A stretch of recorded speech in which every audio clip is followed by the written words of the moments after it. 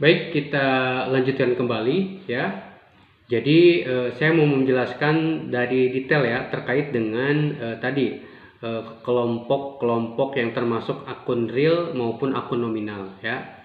Yang pertama adalah aktiva ya, aktiva atau aset atau harta atau kas ya. Jadi aktiva atau aset ini adalah segala kekayaan yang dimiliki dan dapat digunakan dalam operasi perusahaan ya. Aktiva terbagi menjadi ya ada beberapa bagian ya. Ada aktiva lancar ya. Aktiva lancar ini terdiri dari kas, piutang, usaha ya, perlengkapan, persediaan, sewa dibayar di muka dan lain-lain. Ini masuk ke dalam kategori aktiva lancar. Terus yang kedua adalah investasi jangka panjang ya. Investasi jangka panjang pun masuk ke dalam kategori harta atau aktiva ya. Contoh dari investasi jangka panjang adalah saham dan obligasi ya. Yang ketiga, jenis aktiva adalah aktiva tetap. Aktiva tetap itu apa? Aktiva tetap itu contohnya ada tanah, gedung, bangunan, mesin, kendaraan ya, peralatan dan lain-lain. Ini masuk ke dalam aktiva tetap. Terus yang berikutnya adalah aktiva tetap tidak berwujud ya. Ini contoh hak paten ya, yang didaftarkan di Haki ya, seperti itu. Terus yang kelima adalah aktiva lain-lain ya, termasuk mesin rusak ya. Ini masuk ke dalam kategori aktiva lain-lain seperti itu. Yang kedua adalah akun kewajiban atau utang ya, atau liabilities. Kalau kalian mendengar kata liabilities, ini adalah kewajiban atau utang ya. Jadi kewajiban atau utang atau liabilities adalah kewajiban membayar kepada pihak lain yang disebabkan oleh tindakan atau transaksi sebelumnya ya. Kewajiban pun dibagi menjadi beberapa bagian. Ada kewajiban lancar ya. Kewajiban lancar contohnya apa? Contohnya ada utang usaha ya, utang beban, pendapatan diterima di muka dan lain-lain ya. Yang berikutnya adalah kewajiban jangka panjang ya. Contoh misalkan hutang obligasi yang harus dibayar kepada pemegang obligasinya ya, seperti itu. Dan yang ketiga, kewajiban itu adalah kewajiban lain-lain.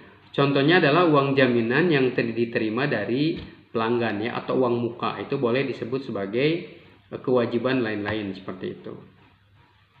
Nah, yang berikutnya adalah akun ekuitas atau modal ya. Akun ekuitas atau modal adalah hak pemilik atas aktiva perusahaan yang merupakan kekayaan bersih ya, jumlah aktiva kewajiban ya. Nah, ekuitas ini terdiri dari modal ya, ada modal saham ya.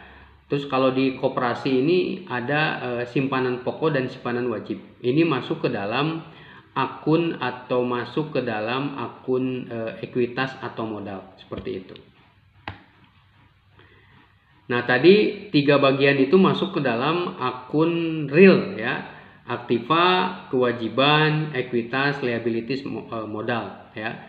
Nah, yang berikutnya adalah kelompok akun nominal. Tadi ada dua, ada pendapatan dan beban ya. Nah, pendapatan ini adalah penambahan jumlah aktiva sebagai hasil operasi perusahaan secara bruto ya. Nah, pendapatan diperoleh karena adanya penyerahan atau penjualan barang atau jasa atau aktivitas lainnya dalam satu periode pendapatan dalam satu periode ya. Saya ulangi lagi bahwa pendapatan karena adanya penyerahan atau penjualan barang atau jasa atau aktivitas lainnya dalam satu periode ya. Nah, pendapatan ini terbagi menjadi dua, ada pendapatan operasional dan yang kedua adalah pendapatan non operasional ya. Pendapatan operasional ini contohnya dari pendapatan jasa, pendapatan dari penjualan ya. Terus yang kedua, pendapatan non operasional adalah pendapatan margin atau profit ya, atau imbalan atau komisi atau fee ya. Ini masuk ke dalam pendapatan non operasional seperti itu ya. Dan yang masuk ke dalam akun nominal yang kedua adalah beban ya. Tadi sudah saya jelaskan bahwa beban adalah pengeluaran yang terjadi dalam rangka memperoleh pendapatan ya. Beban ini dibagi menjadi dua, ada beban operasional ya, yang kedua adalah beban non operasional. Beban operasional seperti apa? Beban perlengkapan, beban gaji ya, beban sewa, beban iklan, beban asuransi, dan lain-lain. Ini masuk ke dalam beban operasional. Sedangkan yang masuk ke dalam beban non operasional